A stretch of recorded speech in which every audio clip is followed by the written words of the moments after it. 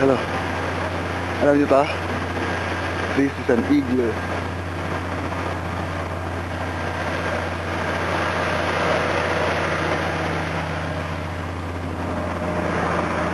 Simula na uminit ngayon. 3.8 degrees Celsius na ngayong araw na ito. Kaya tingnan niyo yung mga kalye.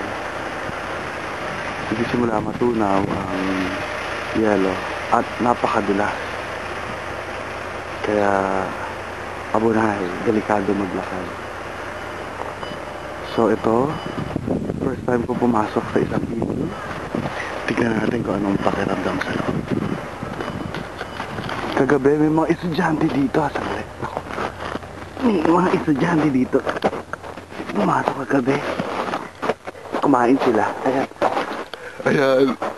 Andito na ako sa loob ng igloo. Ganito pala itsura. Yun o, may butas-butas pa. Okay ba? Dito mag-bonfire sila. Kakain daw sila dito. Ganito sa labas o. Okay ba? Kita niya ako? Eto, lalabas na ako. Ay. Ang hirap, magapang ka. So, pakiramdam. Wala lang, ganun lang. Ayun, may mga gumagawa pa doon ng igloo. Wala. Ganun lang din ang pakiramdam. Parang wala lang. Ayun, may magandang aso na naman doon. Malapit na mag-spring. Siguro. Pero ang forecast book, mag-snow pa rin. Baga siyang bloke. Para maging ganito.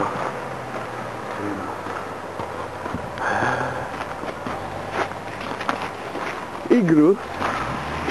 Ah, sagay. Gagawa siya ng igloo.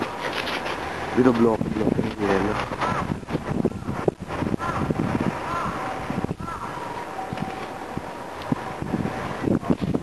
Ah, sagay nga.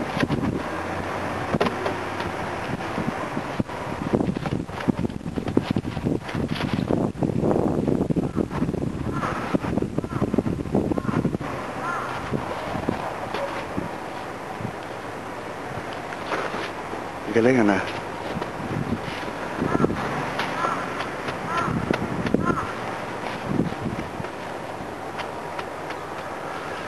Sabi na itsura niya.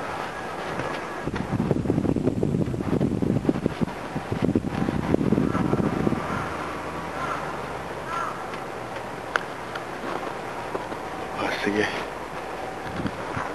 So, pagka nagpapalit ng season, winter to spring, usually ang transition ng uulan.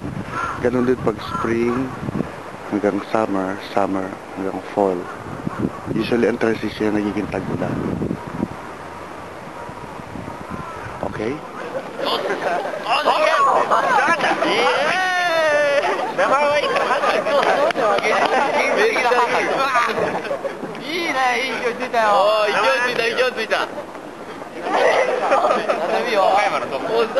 Nakatuwa na.